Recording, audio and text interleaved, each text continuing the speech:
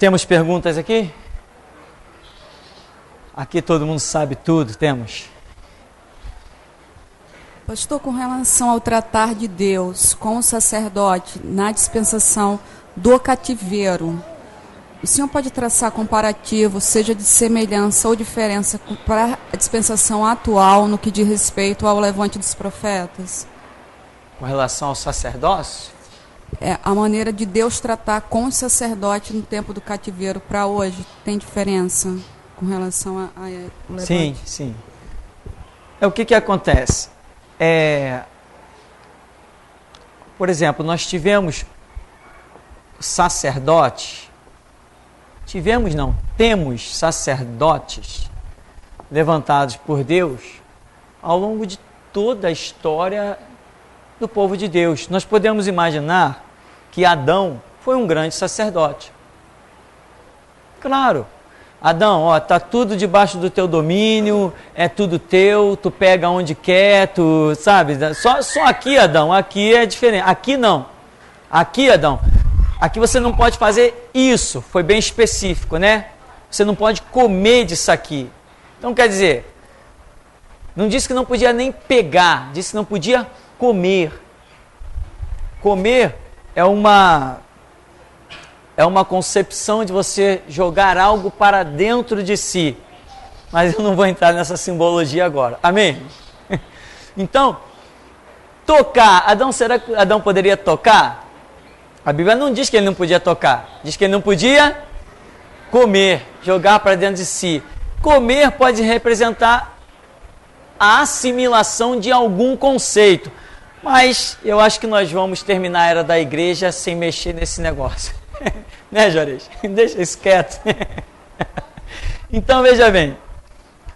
Adão, para mim, foi um grande sacerdote. Outros podem não ver assim. Não, que é isso? O sacerdócio foi instituído desde Arão. Tá bom, amém. Vai com Deus, né? Sem problema. Não vamos brigar por isso.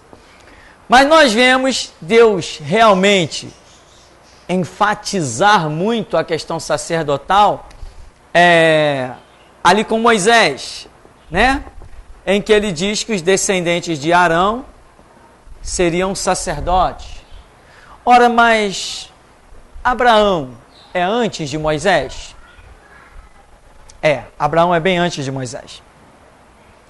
Abraão não foi um grande sacerdote? Abraão não ofereceu sacrifícios? Abraão não era um patriarca, era um sacerdote. Abraão não encontrou um homem chamado Melquisedeque, que a Bíblia diz que era sacerdote. Então você vê que desde Adão até hoje, nós estamos vivendo a era sacerdotal. Porque a Bíblia diz que Jesus Cristo é o eterno sumo sacerdote. E a Bíblia diz, a mesma Bíblia diz, Apocalipse 1:6, que Jesus com o seu sangue nos comprou e nos fez reino sacerdotal, ou reis e sacerdotes. Então, se foi para esse propósito que ele nos comprou, eu vejo o sacerdócio desde Adão até hoje. Então o sacerdócio existe.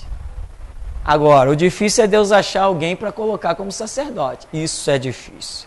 Se é difícil. Só uma palhinha aqui, abrir um parêntese, né? Um sacerdote precisa pelo menos ser educado.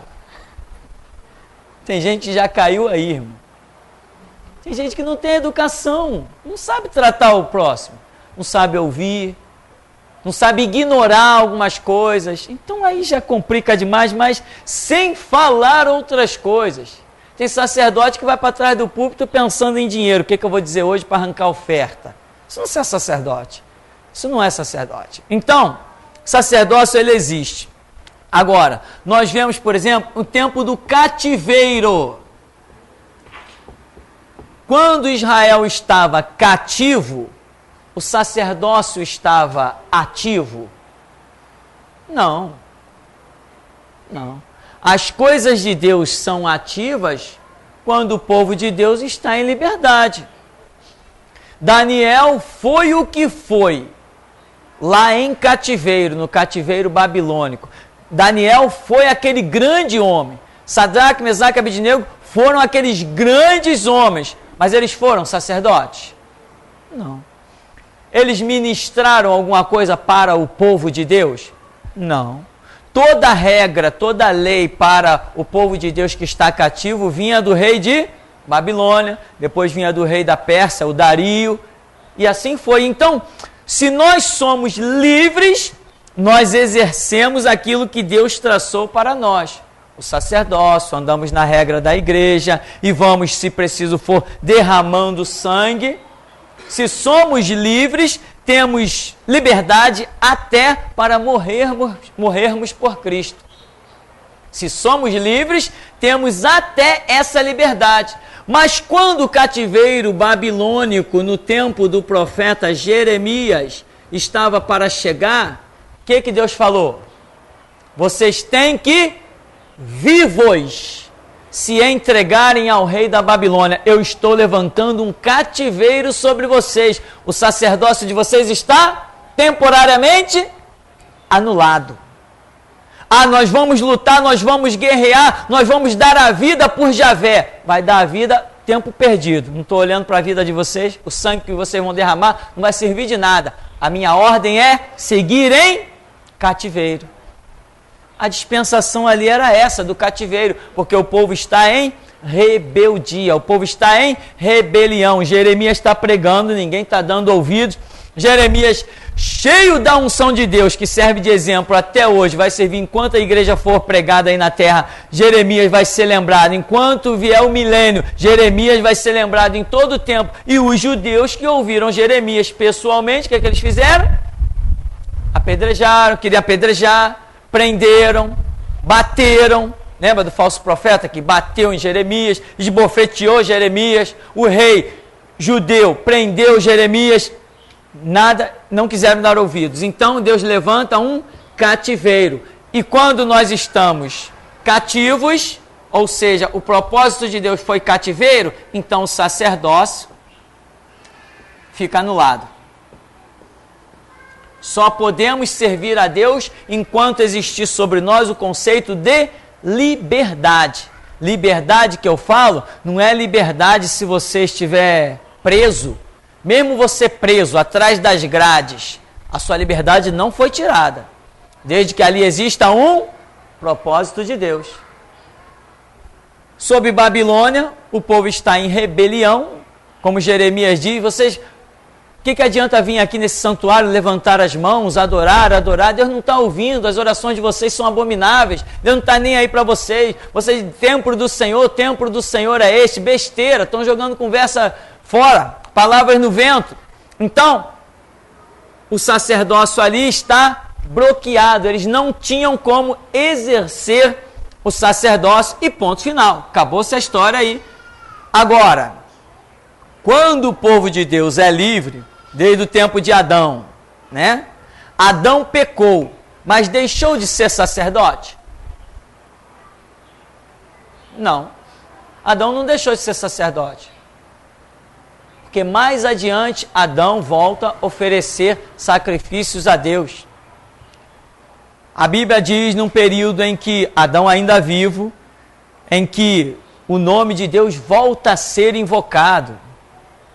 Adão recebeu um impacto violento, foi expulso do paraíso, mas ele não deixou de ser o sacerdote. A Bíblia não mostra a rejeição de Adão como sacerdote, mostra o acréscimo de maldições devido a um erro que ele cometeu, mas não a rejeição dele como sacerdote. São conceitos diferentes. Então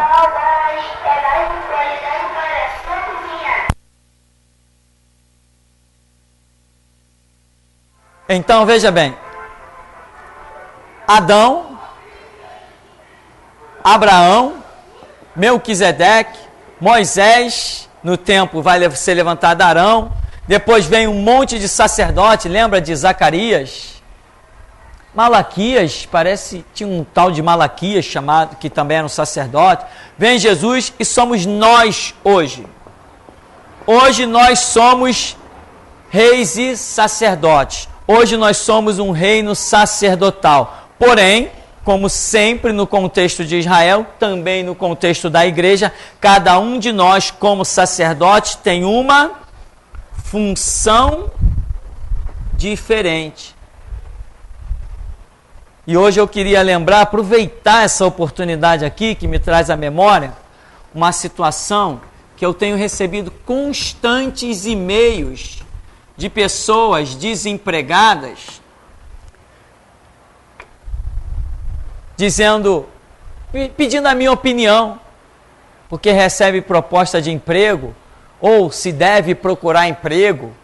Claro, meu irmão, que você tem que trabalhar. Tem conta para pagar? Se você tem conta para pagar, você tem que gerar dinheiro. Então espera cair do céu, vai ver que cai. Se tiver fé suficiente, vai ver que vai cair uns dólares aí, umas libras esterlinas, aí tu vai lá no banco e paga as suas contas. É claro que você tem que trabalhar. Quem não tem que trabalhar? Paulo diz assim, aquele que não quer trabalhar, que não coma, né? Ou seja, o trabalho te supre as necessidades. Provérbios fala coisas terríveis e maravilhosas. Vai ter com a formiga, ó, preguiçoso. Vê as suas obras e ser sábio. Você já viu uma formiga parada, descansando ali, tocando flauta? Eu nunca vi, não. Tem umas historinhas aí que são engraçadas, mas formiga parar de trabalhar, não para, não. Né? Conhece a história da formiga e da cigarra? A cigarra cantou o verão todo, só cantou. E a formiga está carregando, trabalhando. Aí veio o inverno. Aí a cigarra ficou com fome. Foi pedir a formiga. A formiga falou, não, volta para cantar. Tu cantou o verão todo, agora canta o inverno todo. Enquanto tu estava cantando, eu estava trabalhando. Agora chegou o inverno, eu vou para dentro da minha toca, ficar numa boa, tranquilo, as minhas dispensas estão abarrotadas, tu vai cantar, cigarra. Nós temos que ser... aliás, que Deus já nos comparou nesse ministério a formigas, lembra? Que bom. Enquanto uns querem ser comparados a leões, eu estou satisfeito de ser comparado a formiga. Então, meu irmão, nós temos que trabalhar. É claro que temos que trabalhar. Ora, se eu tenho a oportunidade de trabalhar, eu já tive um emprego uma vez num buffet, todo mundo, esse emprego não é de Deus. Tá, e eu vou viver de quê? Ganhava menos que um salário mínimo, um sufoco, só dava para comprar um básico da família, nem certas contas não dava para pagar. Mas isso não é de Deus. Até um pastor da igreja onde eu estava na época, tem que sair desse emprego, isso não é de Deus não. Eu falei, eu vou viver de quê? Eu estou lá, estou procurando outro, mandando currículo, estou tentando. Assim que Deus me abrir as portas, mas enquanto Ele não abrir, eu vou trabalhar. Saía cedo da minha casa, suava o rosto e estou trabalhando. Então as pessoas, né, muita gente, não, pastor, porque se eu começar a trabalhar, eu não vou ter tempo de estudar. Ué, eu trabalhava, estudava. Por que não vai ter tempo? Que desculpa é essa? Que desculpa é essa? Tem que trabalhar. Se você não tem com que se você tem, que maravilha, né? Se você tem com que se sustentar e pode estudar 24 horas por dia, embora ninguém consiga fazer isso, que a mente humana não consegue, ela cansa, a vista cansa, a coluna cansa, tudo cansa. Mas se você puder, maravilha. Agora, se você não tem um recurso, tem que gerar algum recurso. Às vezes eu ouço algumas coisas meio doidas, de pessoas que dizem, Deus me chamou para a obra, mas o pastor não me chama. Ué, Deus te chamou e o pastor tem que chamar? Se Deus te chamou, Ele que deu um jeito, Ele que te põe para trabalhar. Ele que não venha pedir a minha opinião. Ele não é Deus? Ele não é soberano? A porta que Ele abre ninguém fecha? Então, se Deus te chamou, você não está dependendo de mim. Não é a realidade? Que Deus é esse de confusão? Que pessoas saem daí falando um monte de besteira, que o pastor não me bota na obra. Ora, por que o teu Deus não é tão grande que te coloca na obra? O meu é grande o suficiente. Ele me pôs atrás desse púlpito aqui, ninguém me arranca. Nem o diabo, nem os homens.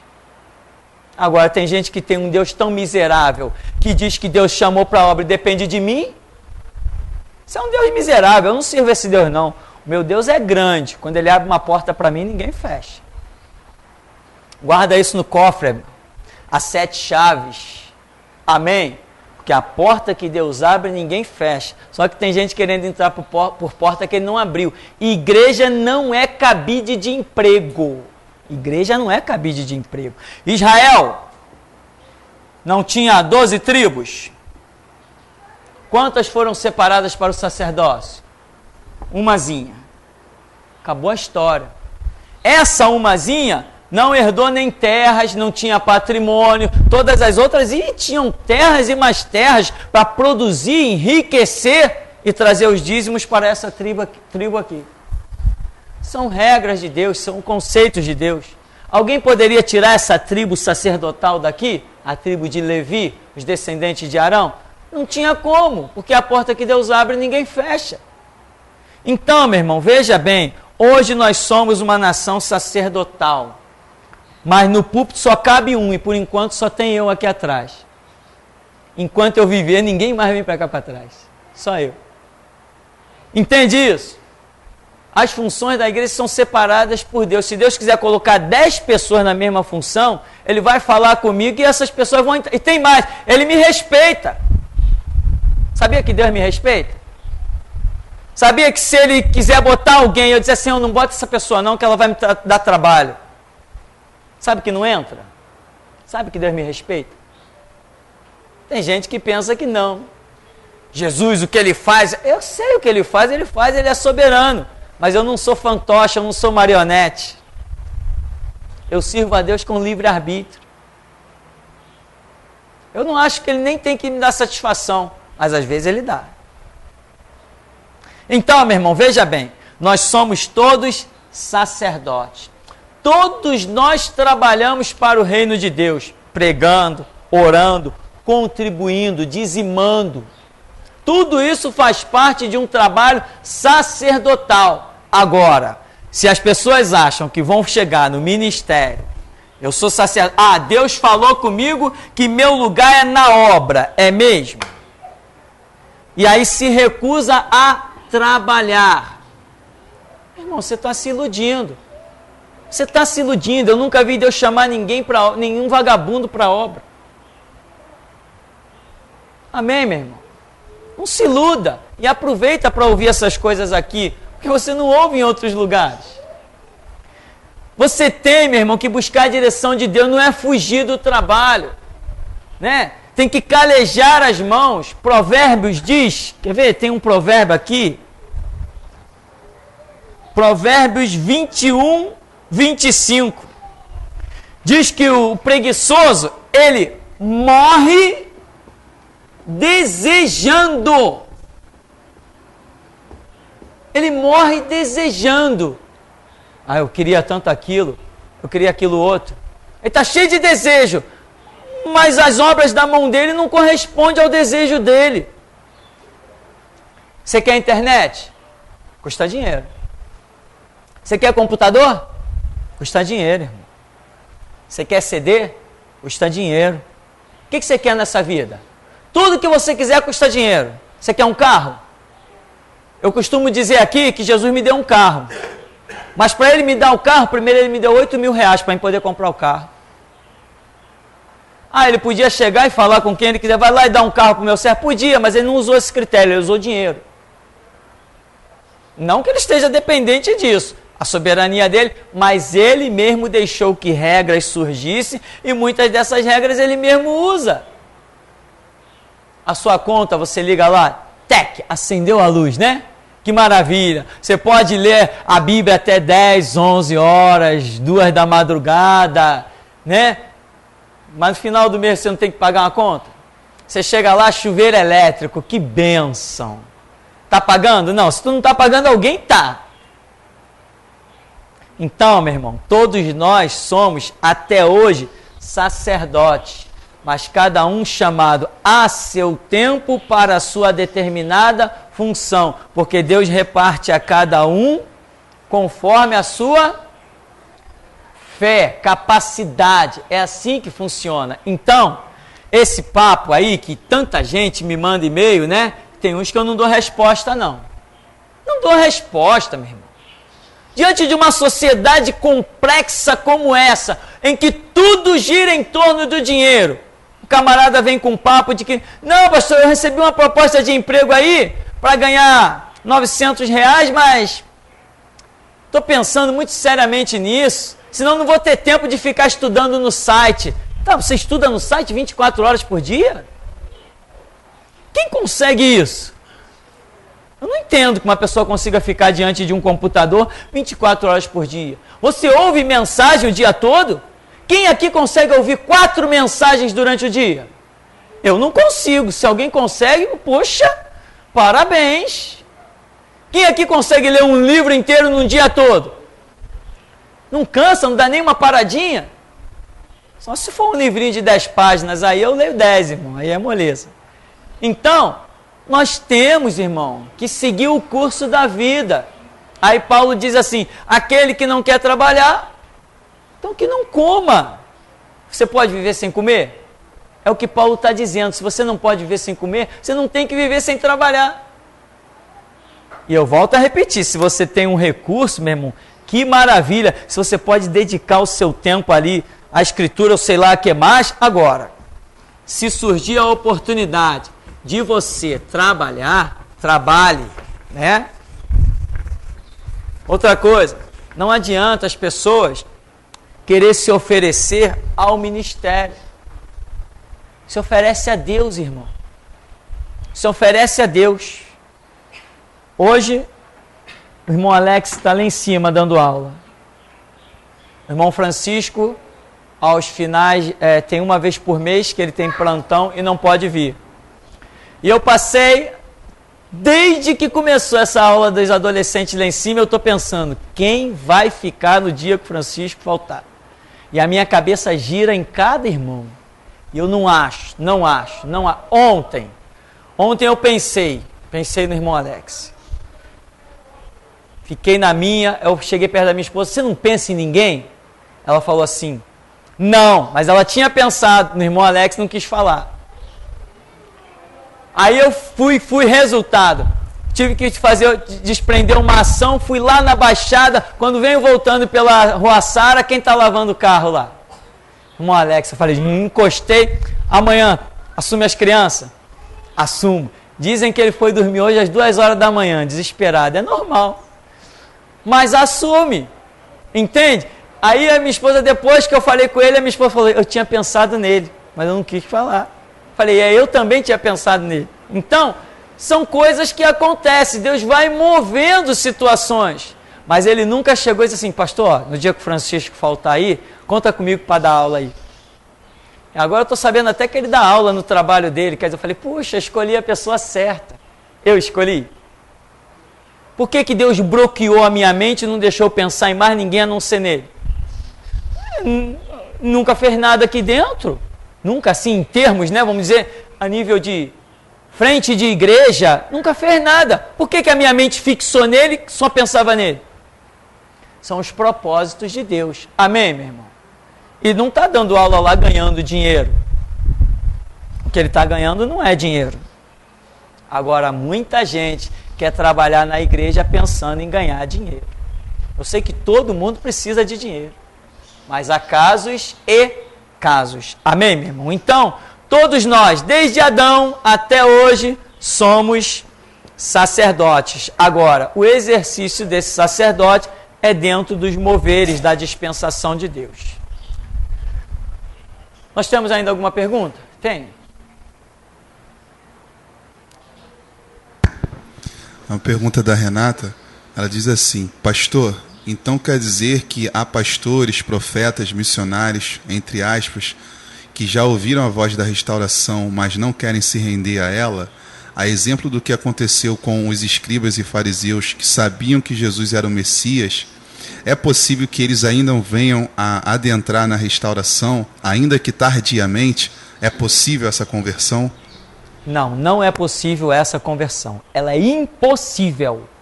Esta conversão é impossível. E veja bem, eles realmente ouviram a voz da restauração. Quantas ligações eu recebi de pastores batistas, pastores assembleianos, metodista, presbiteriano, ligações tanto do Brasil quanto dos Estados Unidos, até do Japão, e-mails então nem se fala, de pessoas que se depararam com a Voz da Restauração. Parece que um copiava a frase do outro, diziam que reconheciam que era uma verdade, que era necessidade, que era o mover, que realmente a igreja tinha caído, tinha apostatado. Alguns me surpreendiam mencionando as cartas proféticas de Paulo, de Judas, de Tiago, palavras de Jesus falando da apostasia da igreja no final dos tempos, reconhecendo o fim dos tempos, mas eles diziam que não tinham coragem para implantar a visão da restauração dentro das suas igrejas. Ou seja, até o site que eles descobriram, eles não tinham coragem de chegar na igreja e indicar esse site para os membros das suas igrejas. Até isso. Ou seja, eles não aceitaram a visão da restauração, semelhante aos escribas e fariseus que negaram o novo mover espiritual através de Jesus Cristo, de Pedro, de Paulo, de Tiago, de João. Outra coisa, houve um momento em que estes pastores, líderes foram chamados. Eles não vieram. Agora, se eles quiserem vir, eles não são mais aceitos. Não são mais aceitos. Teve um exemplo aqui de um... Lembra daquele grupo que veio da Maranata, não era isso? Maranata? Teve um grupo que veio da Maranata aqui, e no meio desse grupo veio um pastor chamado Luiz Rogério. Esse pastor, um jovem senhor, quando ele chegou, o primeiro dia que ele chegou aqui nesse ministério, Deus falou com ele. Já tinha falado com ele lá fora. Quando ele pisou aqui dentro, Deus falou com ele de novo. Olha, você possui umas raízes, e essas raízes, embora ainda fracas, Deus tem uma obra na sua vida. Se firma agora e vai adiante, porque Deus tem algo a realizar na sua vida. O homem tinha, parece, 25 anos de Maranata. Quando ele chegou em casa, falou com a esposa que passaria a congregar nesse lugar aqui. A esposa virou para ele e falou assim: eu não acredito. Depois de 25 anos de igreja, você agora quer dividir a nossa família? O homem murchou.